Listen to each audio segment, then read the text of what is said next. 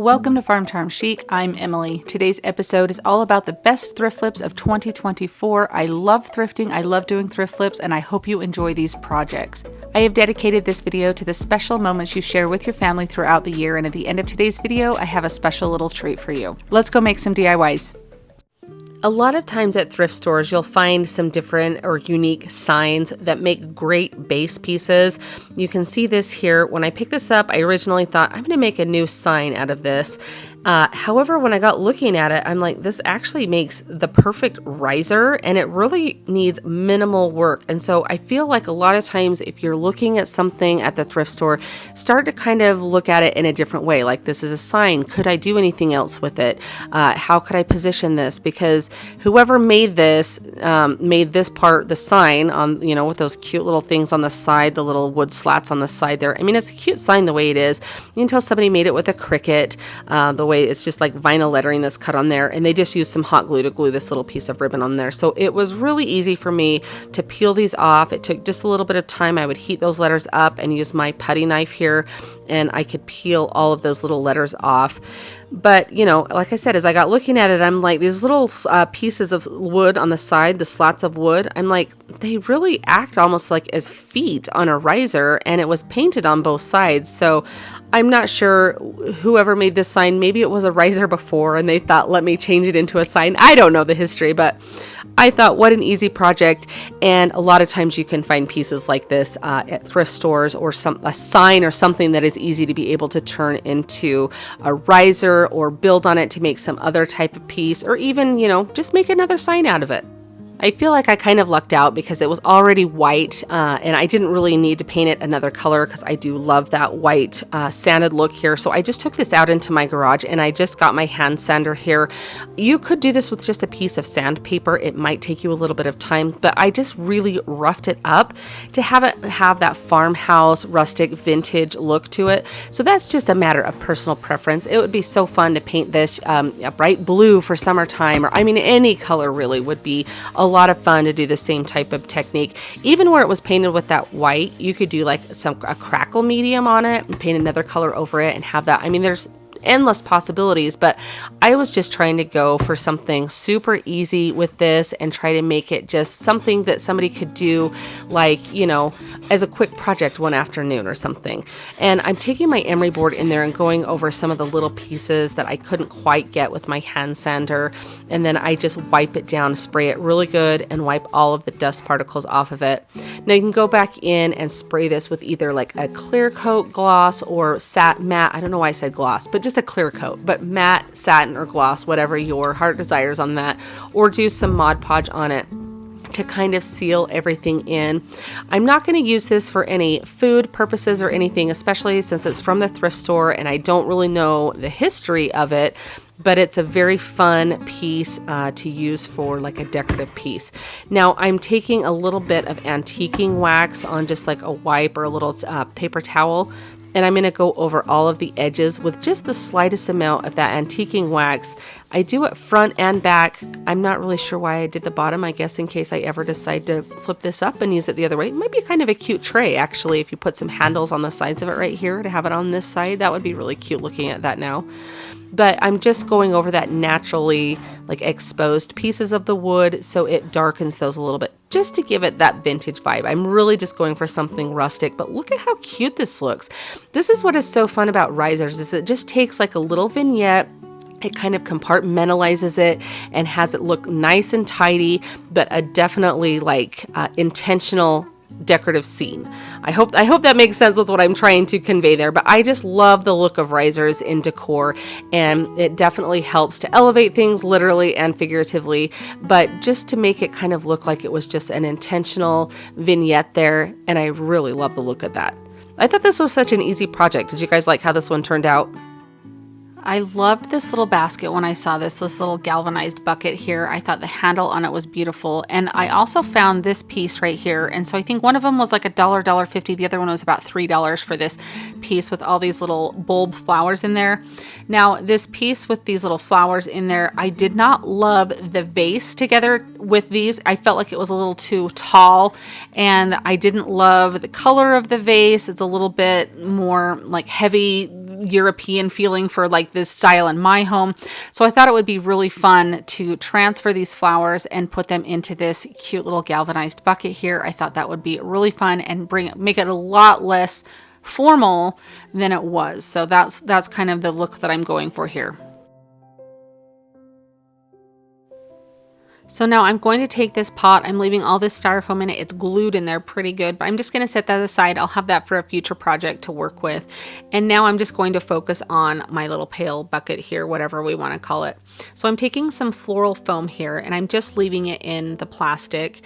I learned this trick years ago. If you can leave that floral foam in that plastic, your cleanup is going to be so much easier. This stuff has the most like gritty feel. It gets everywhere, but I do have to use an open piece here in a moment. I'll show you. But I'm just rolling this around on my table to kind of smush down the edges so that way it will fit into my bucket here. I just want there to be a flat surface all the way across because where I have the bottom of these flowers is a bulb. I wanted them to be able to be seen and not like be down into the bucket at all. So you can see here, I just had to take a little bit of the floral foam that was open, and then I just had to cut it to size to kind of slip in that negative space there.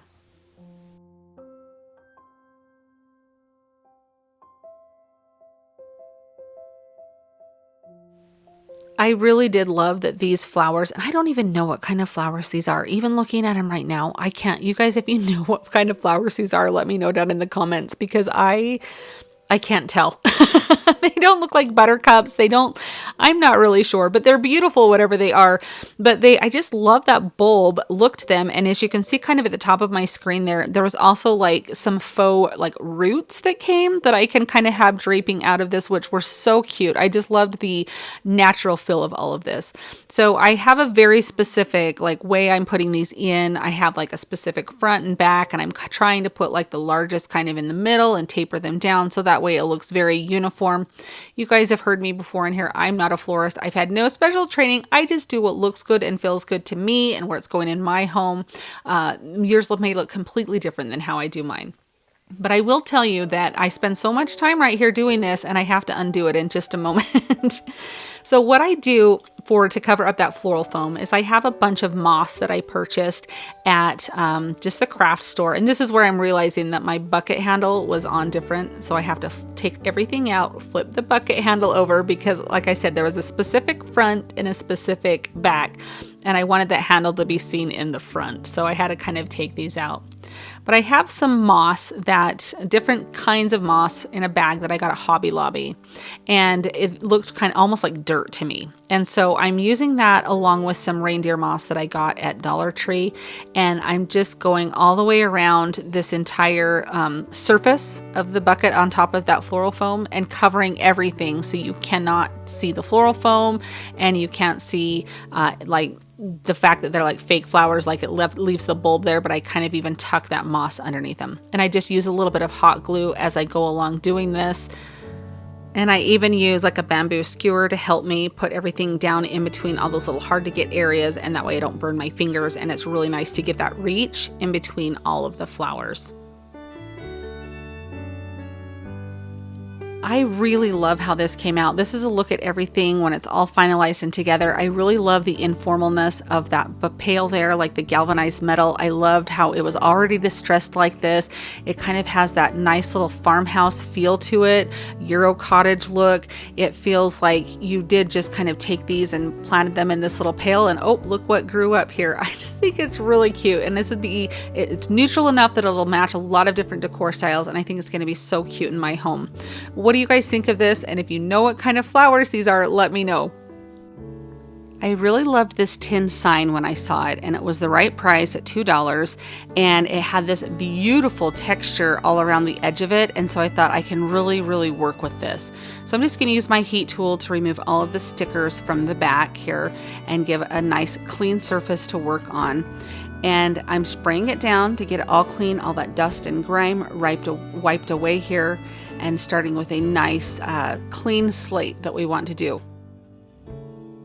My original intent with this sign was to paint it all completely white and then use some different colors to kind of make that texture on the edges pop. However, when I got to this point and kind of started seeing how the dry brushing looked on that tin, I was like, ooh, I really want to have that be what it looks like.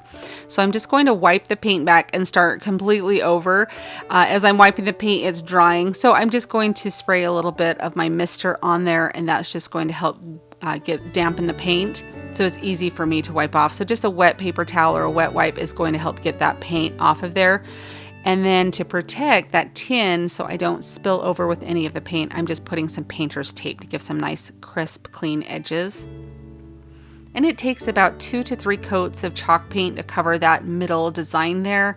And because I don't want to see that at all, I want to kind of have this be its own sign and not see any of that. I mean, the sign was beautiful the way it was, but it's just not what I'm going for.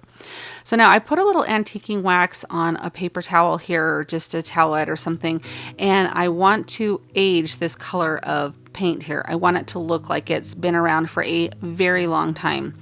So I'm just kind of smearing some antiquing wax on this. You create a lot of texture when you're using the chalk paint with brush strokes or whatnot. And so this is what's fun about using chalk paint, is it can go to all of that antiquing wax can go into all of the different texture that you created. So it really is fun to play around with different types of waxes to see the different types of finishes you get on different colors. So I'm just rubbing this all around here and kind of going back and forth to dip it in some more wax on here. Now I don't leave it this heavy, so I'll show you how I rectify that, because it does look pretty heavy at this point. So I'm spraying my mister on here, and this is just going to add a little bit of water on there, and I will come in and just kind of wipe it back. And this is going to take away some of the top layer that hasn't fallen down into all of the texture. And so that way you still get the antiqued wax look, but it's not as dark, it's not as heavy. I'm using that same towel that I used to put the antiquing wax on. I'm using it kind of like a stamp to add a little bit of extra texture, a little bit of extra aging, distressing on there. Completely optional, but I do like the way that it turns out. Now I have these stencils from Essential Stencils. There's a couple of them in this package here that say, you know, like market or antiques. And I ultimately decided on one that says vintage, just because I love this antique one, but I didn't love all of the detail on it. So I just kind of thought this one that said vintage was perfect. So I'm just using my ruler to kind of make sure that I get it as centered as I can here. And then I just place a little bit of painter's tape on the sides to hold that into place.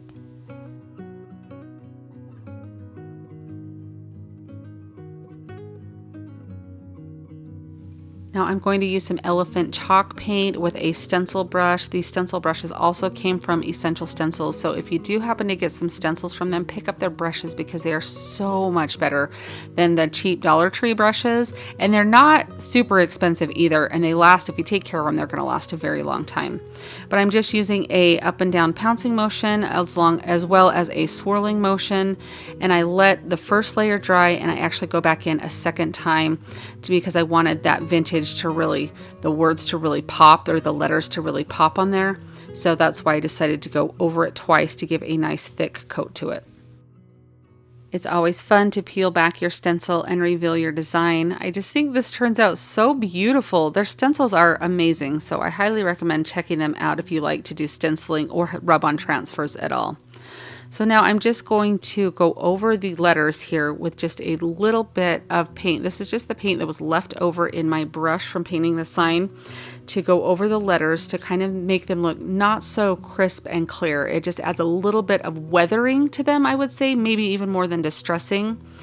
And then I'm going to just peel back all of this painter's tape to reveal the edge of my sign.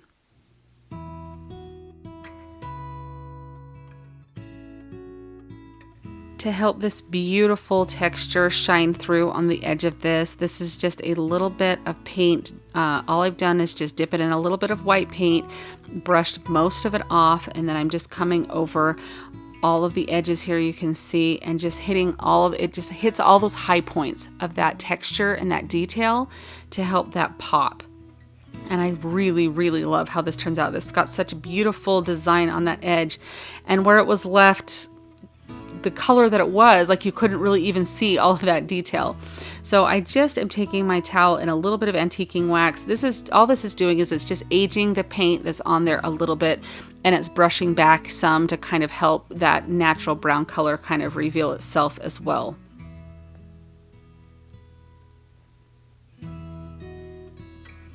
I think this turns out so beautiful. I can just imagine this in some cute little old time shop or something, or just something that a little storefront might have, saying that they have vintage items. This would even be really so beautiful in a little powder room or something. I love this. Where would you guys put this in your house? I just think this turns out so beautiful, and I love that my vision kind of changed as I went along with it. Instead of painting the entire sign, I had that idea to showcase that edge, and I think I'm so grateful that I made that choice because that edge looks so beautiful.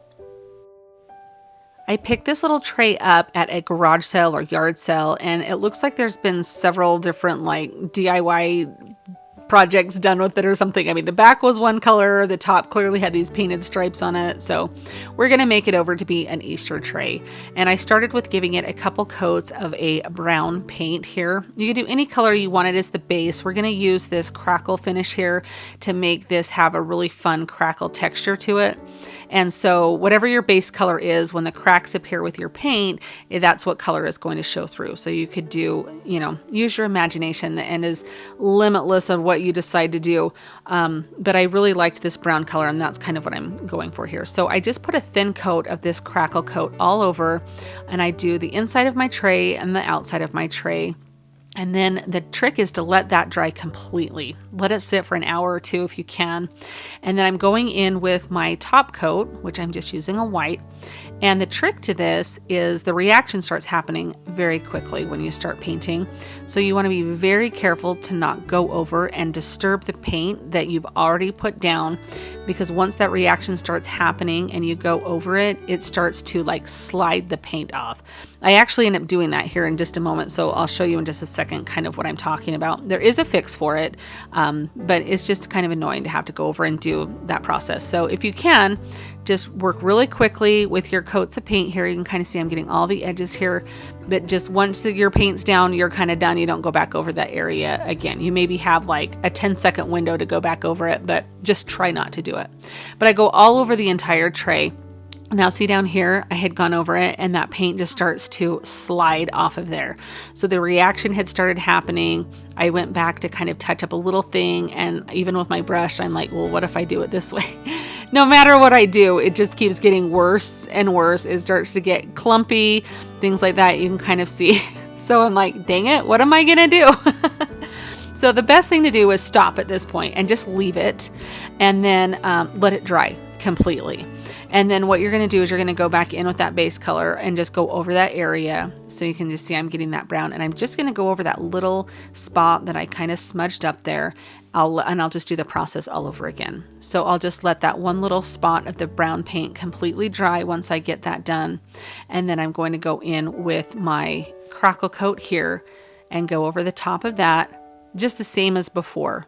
And then it blends in perfectly. So and then I just go in with my coat of paint after all these have dried.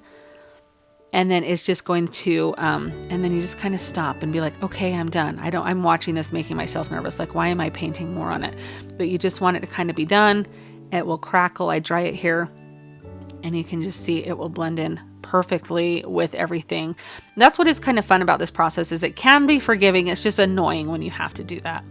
So now today's the day, you guys. You guys have been telling me for months now to try this decoupage technique where I use my little heat press or an iron to get my tissue paper design to adhere.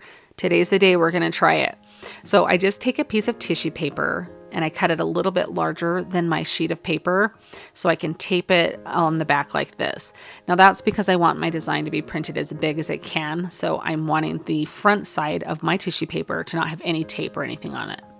And I'm just showing you with painter's tape, but you don't have to use painter's tape. You can use Scotch tape, but we're going to feed this through my printer and print a design on it. And so you just want to make sure that all of your edges are completely taped down, that there's not going to be any flaps, because if anything catches in your printer, it's going to tear the design. So just make sure that there's no like loose edges or anything. So it really is necessary to tape it up like that, at least in my experience. So and then we're left with this nice piece that has a tissue paper on just normal paper. And I'm going to feed this through. You just want to make sure you know the orientation of your printer. And I just have a regular inkjet printer. It's not a fancy printer at all. So while that's printing, I'm just taking some Mod Podge and I'm putting this all over my tray, and I'm just making sure I do a nice thin coat of it. And then once I get that on, I'm going to set this aside and let this dry completely. This is totally foreign to me because I've never tried this before, so hopefully everything turns out okay. So now you can kind of see there's a few little smudges from the printer, but it didn't affect my design, so it's totally fine because we're going to take that out actually. And so I'm just kind of going to take this off, and I was able to rip mine or tear mine here, but just be really careful not to tear your design as you're getting this off of your paper there. But you can kind of see how there's a little bit of negative areas there, like the white. So I want this fairly close to my design. So I'm just using a brush with some water on it, and then I'll be able to tear that away, as you can see here, just very delicately. And this is going to give you kind of a raw edge. So it's going to not be like a definite edge that you get with a scissor, like that crisp, clean edge like that, because then you'll be able to see that on your surface. Where if you have a natural edge like this with some like fibers and stuff like this, it blends in so much better to your surface. Now I'm going to place this down, and my Mod Podge is completely dry, and kind of center this exactly where I want it. My hope is that when I lay this down and put this on, that all of those cracks on the paint come through looking like this design was painted on there, and it is cracked as well. So I just start using my hand and smoothing it out a little bit, and already I can tell, okay, this might work, because it's starting to kind of like not really stick down, but it definitely is held in place. And so I'm just I have a mini heat press, and I bought this on Amazon. I can leave a link in my description box for you, but a regular iron would work too. This is just nice because it's kind of little and can get right into all these little small areas. And I'm just going to go over this. And you guys have all told me that I'm going to love this process. It's going to work so great. And you guys were totally right. This is amazing. Apparently it just heats a little bit of that Mod Podge up, and it just sets this design down with no wrinkles, nothing, no tearing. You don't have to worry about using any like cling wrap or anything, or saran wrap or plastic wrap, whatever you guys call it. But it works so nice. And I'm just going over all of the edges, just very lightly, because I still don't want to tear my design. So I don't know where this is my first time. Maybe I'm being a little too delicate. I don't know. But I'm just going over all of the edges and making sure that it is completely down and flat and smooth. And as you can see right there up close, that crackle is coming through on that design. So it literally looks like this design was painted on there and that crackle came through. That's what is so fun about using tissue paper, is because of how thin it is. And I love the way that this looks. Now to seal this, I'm just going to go over with some Mod Podge, just very carefully. You want to make sure that your design is completely dry, or you run the risk of smearing the ink. So mine had dried for maybe like half an hour before I did this project. So just keep that in mind as you're doing this. And if you see the ink start to smear, just stop immediately, let it dry, and then go back in. But oh my gosh, how beautiful is this? This is going to be so fun, kind of set up against a backsplash in my kitchen, or even just like with some cute designs on it, or a little decor on it, I mean. But look at that crackle coming through that design. Like, you cannot even tell that that was not painted on there. I mean, this is such a wonderful looking piece. Do you guys like this process? Have you tried the process of decoupage that I just did? I'm totally blown away at how well that works. So thank you to everybody who's commented now for months telling me to try this. Like, I'm definitely a fan. This is one of those pieces that I had a bunch of different ideas for, and I'll kind of go through the process of how I ended up with what I do with this. So it's kind of just like an apple basket or a bushel basket, but when I got looking at it, you can see on the underneath of that lid, it has the name Dale on it. And when I actually turn it upside down, it has a for Dale. So clearly this basket belongs to Dale. Wherever you are, Dale, I'm sorry. I found your basket at a thrift store. So hopefully I do something with it that you actually like. So I started sanding off the name because I didn't know how to get it off there. I originally was going to paint this basket, but the more and more I kept thinking about it, and literally one night didn't get to sleep for hours because I kept thinking about this basket obviously was special enough that somebody was like leaving it for someone else when they passed away or something, or making sure that Dale got this basket. And so I started kind of looking online to see if this was actually like an antique or a piece of history. I didn't want to cover it up with a bunch of paint like I had planned on, or embellish it in any way that was going to take away from the integrity of the piece if it truly is like a piece of history. And there was only 2 baskets I found that were remotely like this with this kind of lid, and they were kind of spendy. I mean, around $150. I paid $2 for this basket. So Dale, I made a good profit on your basket. But I just couldn't come to like do anything with this. I didn't want to stain it. It was a little bit lighter than I like matches my decor. My decor is a little bit more rich tones of wood, but I really, at least for the main part of the basket, the lid I think is about the color I wish the whole basket was, but I didn't want to do anything to this to ruin it. So if you know anything about these baskets, I would love you to give me any information. All I'm doing here is there was a couple of sharp edges to it that I needed to sand down, and then there was some stains kind of on the top part of the basket lid and on the bottom. So I just kind of sanded those a little bit to get them off, just because I wasn't able to get them off with a lot of water. Here you can kind of see I spray it down with a little mist, and I go over it with a towel just to kind of see if I could get some of those stains out. And it worked pretty well, but you can still see them if you look close enough. But again, I just didn't want to do something to ruin this piece. It's got these beautiful, this is real leather that's coming off of the sides there, and that's hinging it together. And then it's just the craftsmanship when I got looking at the basket was just something that was not like mass produced. Like it was definitely something that was indicative of the time period that it was from or something. And it makes me wonder what you would actually have used a basket with a lid like this. I'd never seen a lid quite like this. I've seen other types of lids, but not one with the leather hinges or this straight piece on the basket on the right hand or left hand side there. You can see that piece that where the handle is attached to, and then it's got that little knob to pick. I've never seen that before in these bushel baskets. So please, if you have any information, or if you know where Dale is, let's see if we can get this basket back to him.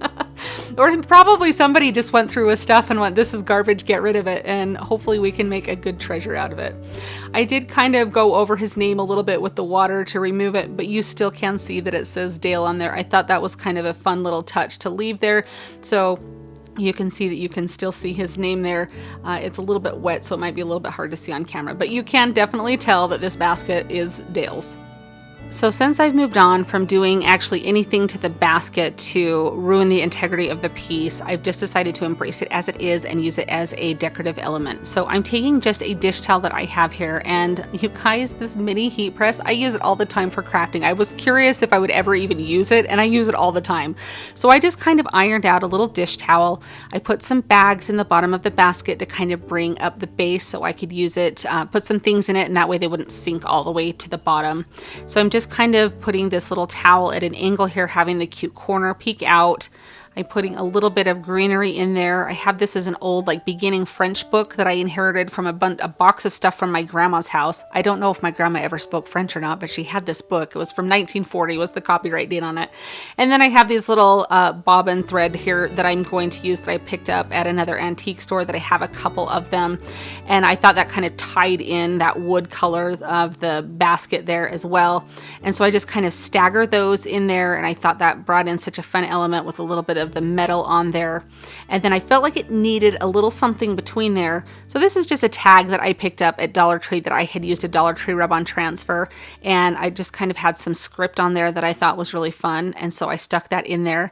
And look at how beautiful this is. I mean, I think this is a great way to use a piece like this that you can leave it, because again, I don't know if this basket is some big piece of history or if it was just something that, you know, who knows, was mass produced at one point or something and is worth nothing, but it's beautiful the way it is. I think if you had a shop or a storefront or something to use something, a piece like this to put some cute little trinkets in would be beautiful. But I think I'm going to have so much fun decorating this for different holidays and different seasons.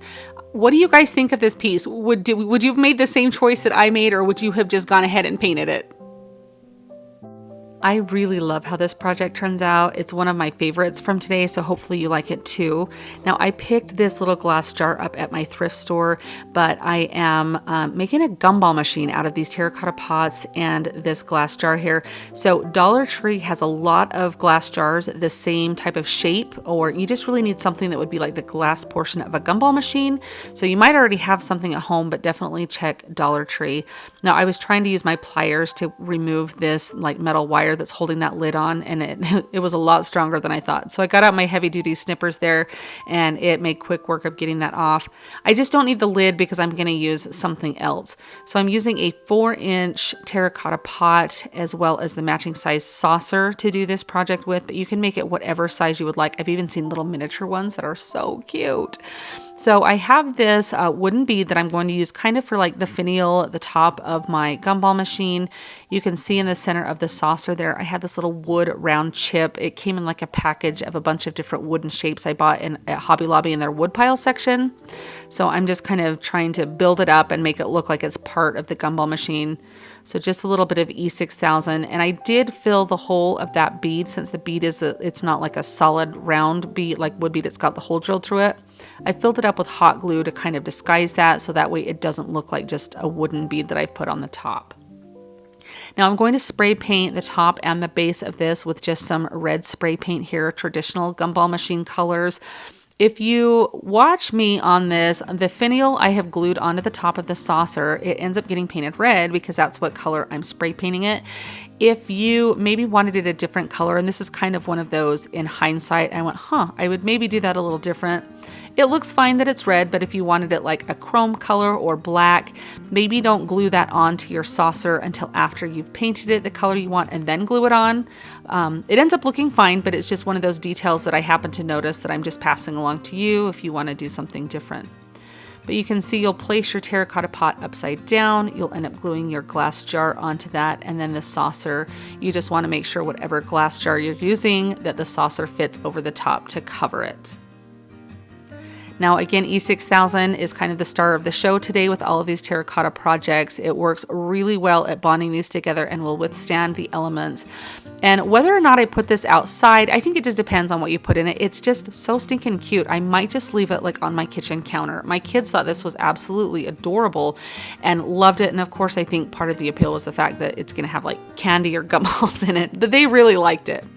So I'm going to paint on the little faux mechanism here of where you would get your gumballs out of.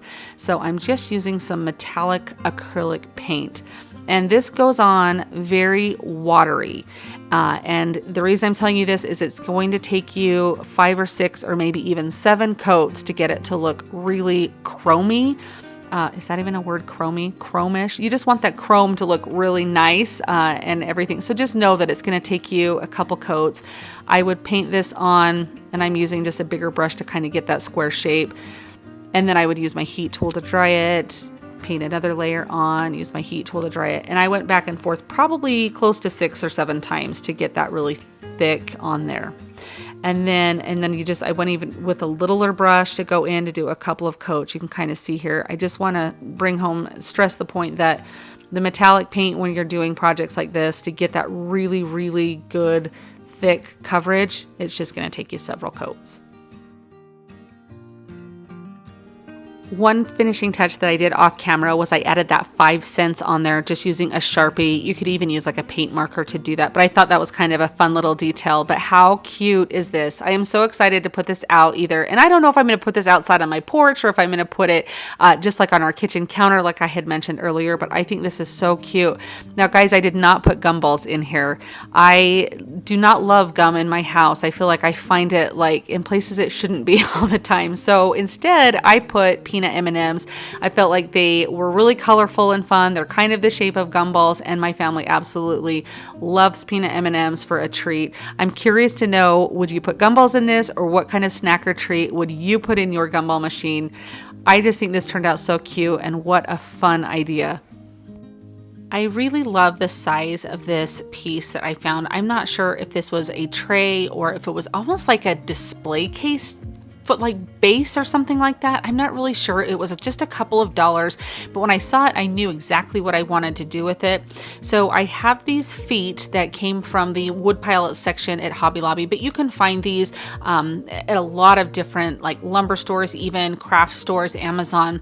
They're like big oversized wooden beads, but instead of having a hole through them, they're like sliced off on the one end. So they've got a flat surface to glue onto my base here. So I'm just putting a little bit of wood glue on here because I want this to be really strong. I want this to last a really long time, and I will use just a little dot of hot glue on each of the feet here just for that instant hold.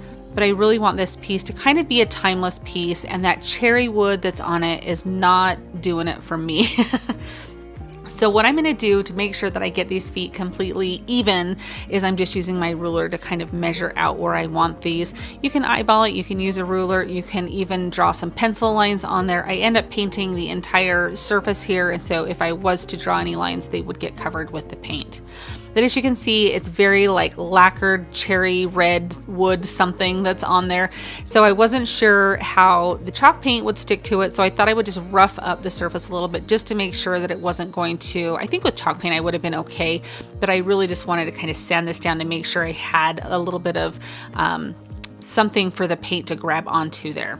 So I'm just using, this is just like Adirondack white, I think I said that wrong, Adirondack? I think that's how you say it. I'm like, I can see it in my head or hear it in my head. But anyway, it's a white color by Waverly, and Waverly or Folk Art. But I just paint the entire surface and front and back, and it took about 3 coats to cover up all of that cherry wood.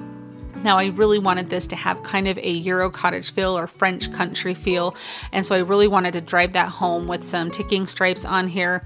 So I just measured a couple lengths of tape and then taped it off, so that way I'm going to paint a big stripe down the middle. And I chose to do a mineral color. This is kind of a very light gray color, almost a little bit of tan to it. And you can see, and I do a couple of coats on here, and then when I peel this back, this side looks absolutely great. It looks wonderful. I love that satisfying feeling of having some nice clean stripes. But when I go to peel off this second piece of tape here, you'll notice that I have some areas that I did have some bleed through. So I'll show you a little trick that I have yet to try until the next couple stripes I put on this piece. And so I'll kind of show you that in a moment here, kind of how to avoid that. But as I'm peeling this back, I'm starting to notice that there are some little blemishes and things there that I'm not super happy about. You can kind of see that second stripe all along, really. It kind of had some little boo-boos there. So carefully, I'm just taking one of my bigger brushes. You can use a big brush, little brush, whatever you feel more comfortable with. And I'm just going with that original white color, and I'm just kind of touching that up. Now I want a couple different stripes on either side of that middle stripe. So I'm just using some of the washi tape from Dollar Tree here to get that. I didn't want it as wide as my painter's tape, but I wanted it to be even and symmetrical. And so I'm going to do 2 lengths or 2 widths of the washi tape. And then I just kind of went in and measured and got myself, I measured with the washi tape a space there where I put my painter's tape. So that way I've got my negative space. So what I'm going to do to minimize bleed through, and I've never tried this, I've seen a lot of crafters do this, and I'm always like, I'm too quick of a crafter, I don't have time for this. But I thought I would try it on this, and it actually works pretty well. So don't you hate when that happens and you're like, no, I know better, and then you try it and you go, okay, what have I been waiting all this time for? So you paint the original color on. So that white color is the color that I went to paint on, and I'm going to dry that thoroughly. And now I'm going to go back in with my gray color and paint over the top of that. What that does is it just creates a nice solid barrier between the tape and the surface, and so that way it's going to stop any bleed through of any future coats you put on. And so it really does help. You can see how crisp and clear these lines are when I take these pieces of tape off.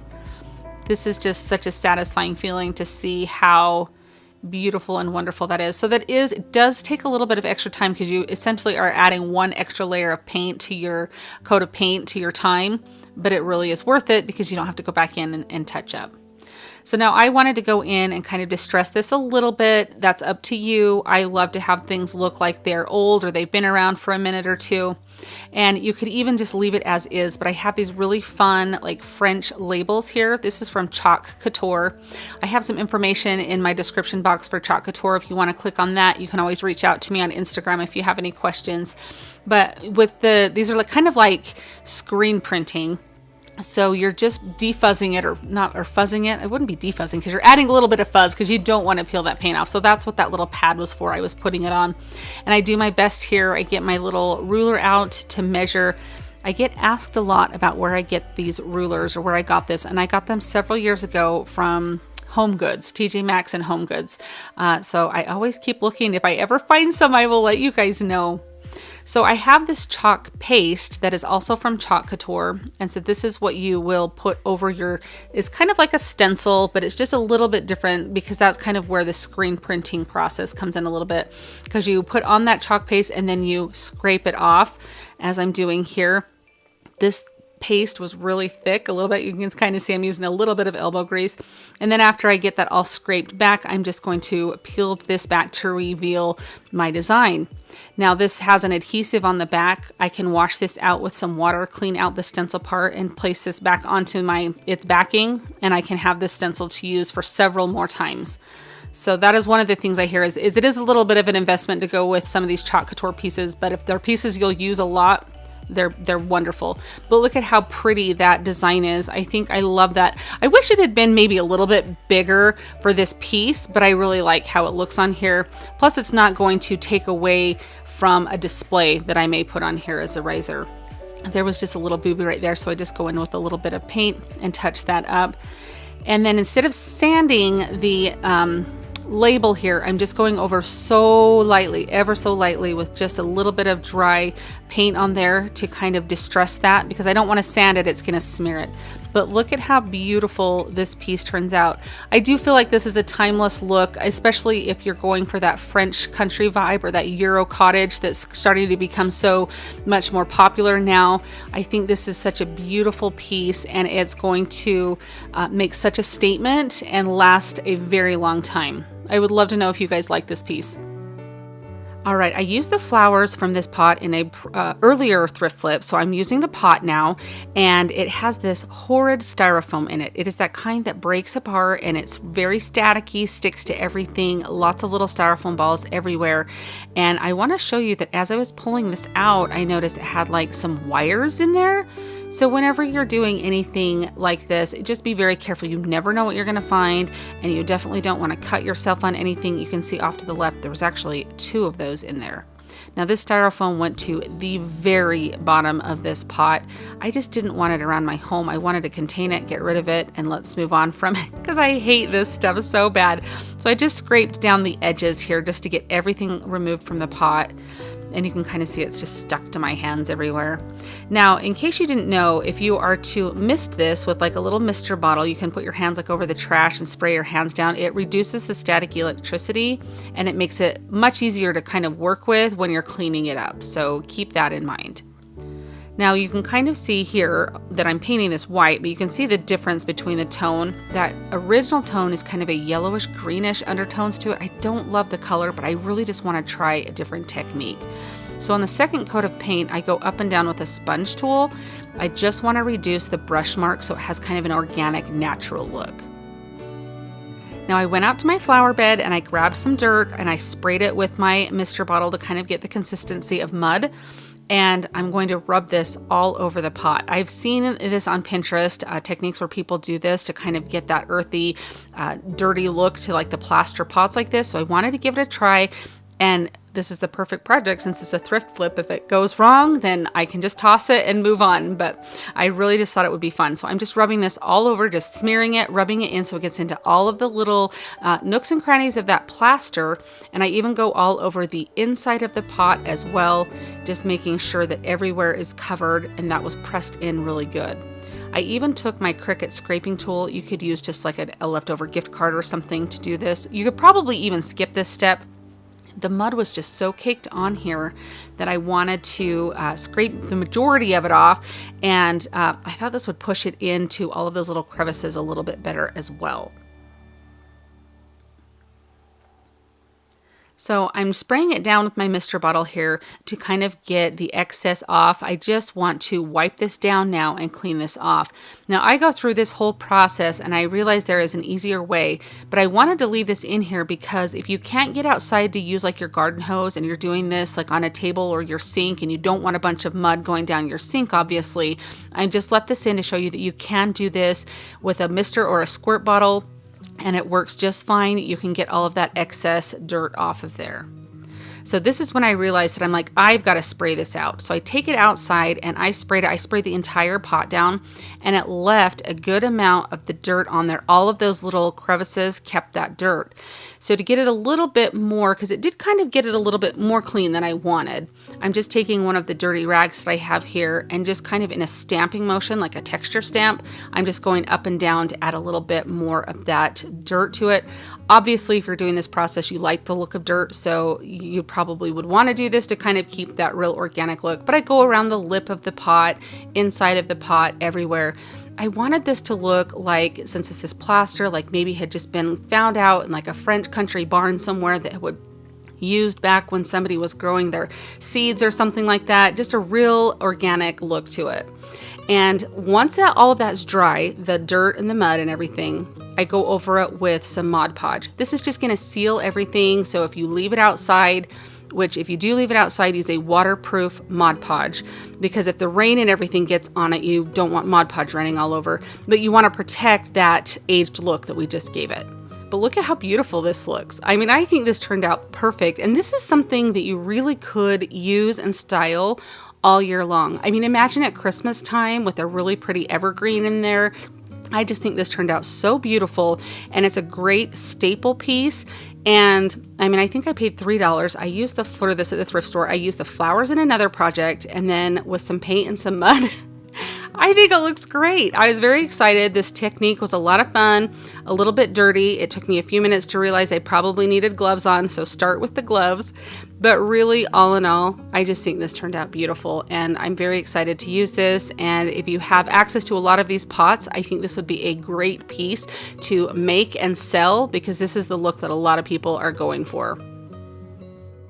My oldest picked out this beautiful vase at the thrift store for me to flip. I'm just noticing my son's face there too. He is such a crack up. Anyhow, I forgot to hit record when I started painting this, so I wanted to show you kind of what this vase looked like before, and then we'll kind of move on to the next step. Because of the technique I'm doing with this, I wanted to lighten this up. So whether you use chalk paint, acrylic paint, spray paint, you just want to start with a nice white base. So I just used some chalk paint. I didn't go all the way down into the vase because it'll have flowers and stuff in it, but I did that top area where you'd be able to see around that. Now I picked up these beautiful blue and white napkins at Home Goods, and I thought it would be so fun to give this that like pottery that you see that has the beautiful blue and white detailing on the paint. I know it has a specific name, it escapes me right now, but I love it. I think it's beautiful, and that's kind of what I was going for here. So you can see with the napkins here, they'll have a couple of layers, so you just lick your fingers, press down in the corners, and they're going to separate rather easily, and I'm just going to peel this off. Now, it's always a good idea after you get this first layer off to check and see if there is a second layer by doing the same thing. A lot of times if you don't realize there's a second layer and you're going to Mod Podge, you'll realize really soon, just because you'll start to see them start to come apart. It kind of is a little bit messy. So just always check to see if there's multiple layers after that first layer you've peeled off. Now I just placed some Mod Podge down. I'm working in sections on this vase. I just wanted to make sure that I had enough at the top to go up and cover up to that lip. I wanted to leave the inside of the lip of the vase white, so it looks like just the outside was the printed portion. A lot of the ones that I've seen, that's kind of the way that they looked, so that's kind of what I'm trying to mimic here. Now this brush I have right here is dry.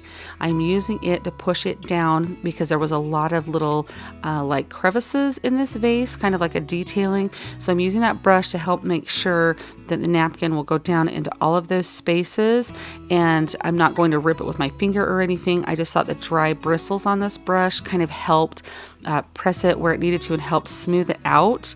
So that's just kind of a tip for you there when you're doing projects like this, to use those brushes, because it really does help get that thin napkin pushed where it needs to go. Now it's kind of hard working around the lip of this because you've got an odd shape, so it's not going to be like completely all in one straight line. So there's just, you know, the different curves of the piece that I'm working with. So you can kind of see I'm able to kind of peel back that napkin a little bit. Just be very careful when you're doing that. Make sure your Mod Podge hasn't completely dried or it will rip your napkin. But I'm just kind of pushing it down in all of the areas that I need to. I'm kind of pulling it, just manipulating it to get it covered completely and get it as smooth as I can. Now there was just that little area that was left where my napkin didn't fit, so I'm just going to Mod Podge in that area that's painted, and then I just place my napkin down, and then I'll just go and tear where I want my edge to be so it will kind of blend in together. When you're tearing it, it leaves kind of that natural fibrous edge to it, and it will help it blend into the napkin. I had originally thought, okay, this will just be the back of the vase because, you know, you'll be able to see a line. You honestly cannot tell where the line stops or starts. So it ends up being that you have to get pretty close to look to find that edge to know which is the back. So just kind of trust the process and go with it. And you're going to kind of fold the napkin over itself on when you're working around this thinner edge at the top, and that's totally okay. When you go over it with your final coat of Mod Podge, it all looks nice and smooth and together.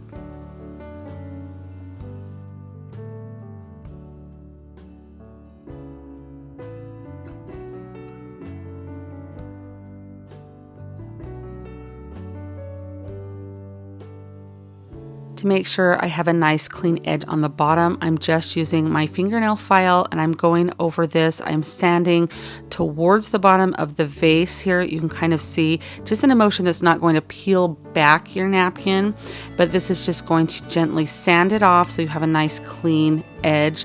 And that's kind of what I do, or not kind of, that's exactly what I do around the base of this. When I did that, I did notice that there was a couple of areas on the base that weren't glued down as much as I wanted with the Mod Podge. So I just take my brush and I'm just kind of going over the top of it first to see, and I do end up having to put a little bit more Mod Podge on my brush and kind of slip it underneath that napkin just to give it a little bit more juice, if you will, to kind of help that adhere to the surface. And that way I'm not going to have a problem where this is lifting up or anything.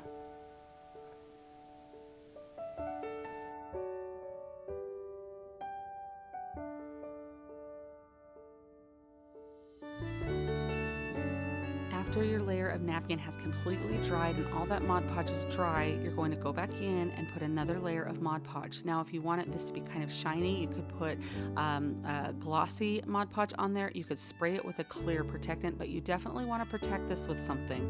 But you guys, look at how beautiful this piece looks. I love this. I mean, this is what you're paying like buku bucks for in the stores, these high-end pieces with that beautiful blue and white detailing. I just think this turns out so pretty. I have blue and white in my home, so I'm excited to use this in there. But I mean, this literally was just like under a couple of dollars to create. I mean, how amazing is that? What do you guys think of this one?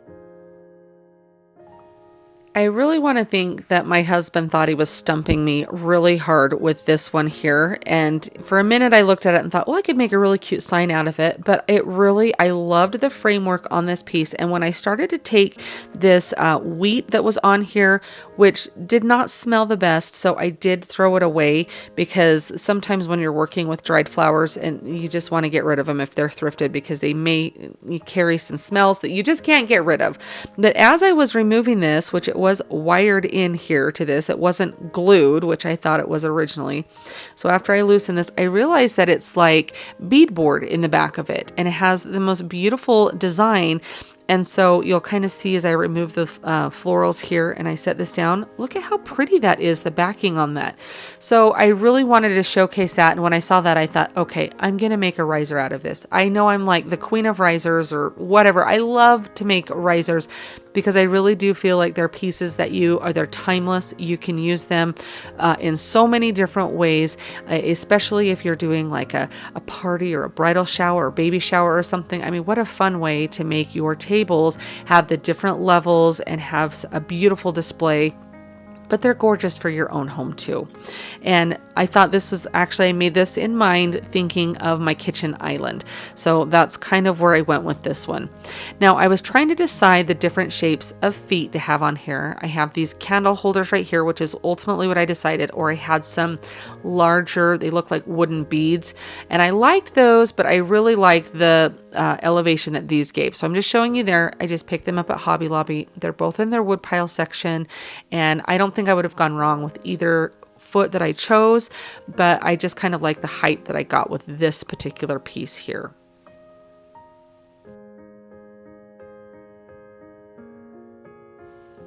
I'm just using some basic wood glue from Dollar Tree. Any kind of wood glue will work. It's nice because the feet are wood and the sign is wood, so you're gonna get like the best bond possible. I just let that dry really good, and then I'm moving on to the next step, which, if you remember, this had those two holes that were in the middle where that floral arrangement was being attached. And so I don't want that there, obviously. So I want to cover it with some spackling, and then I just let that dry and went in and kind of sanded it down to smooth it out. And you cannot tell that there were two holes there. It looks just like one solid piece.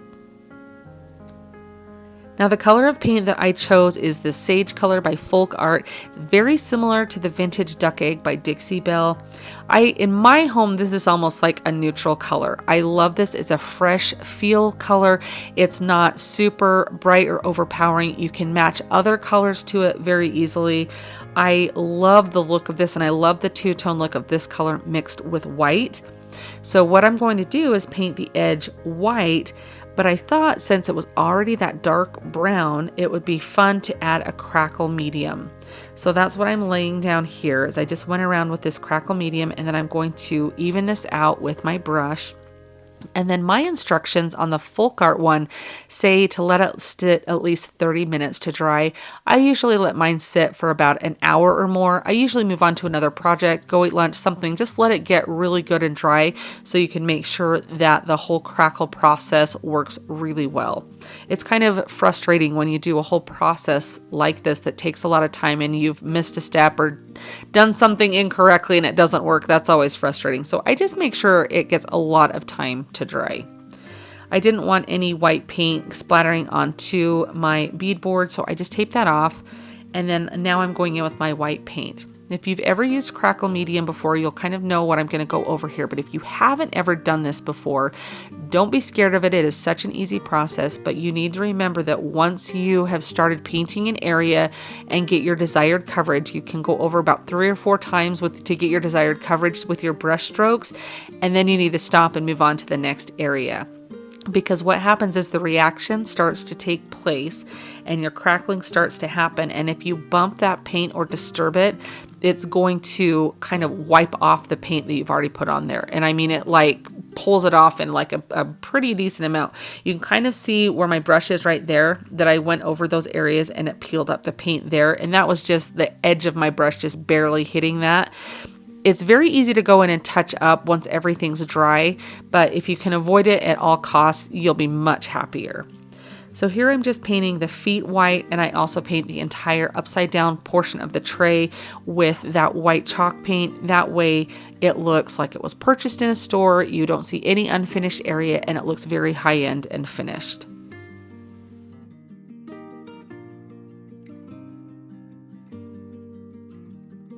After the crackle process has all taken place, I'm just going to peel back this tape here and reveal everything. You can kind of see where I got a little bit of white paint on there. It's just an easy fix. I'm going to touch that up. And then I also kind of dry brush a little bit of the white onto the beadboard to kind of help those little ridges and everything show up. but I think this turns out so beautiful. I love this. It's going to look so great on my kitchen island. I can change the decor out for different seasons. Just kind of a fun piece to take something that was a sign and turn it into a tray or a riser, a piece that you'll use year after year, season after season. Thank you for joining me for today's Best of 2024 video. This was a hard year for my family. We unexpectedly lost my mom. She passed away in September, and it's been really hard to try and get things back on track. She was truly my best friend and was my biggest supporter. She never missed one of my videos and always had something so nice to say about each and every one of them, and I miss her so much. I am dedicating today's video to the special moments that you share with your family. Here are a few from my family from this year. I hope you enjoy. With that, please have a very safe and very happy New Year's. I'll see you next time. Happy crafting!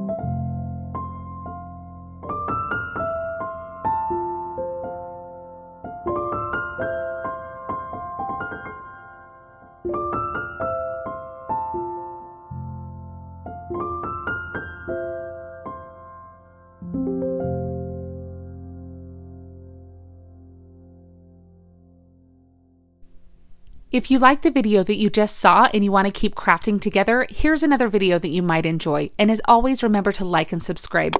Thanks so much for watching. I'll see you next time.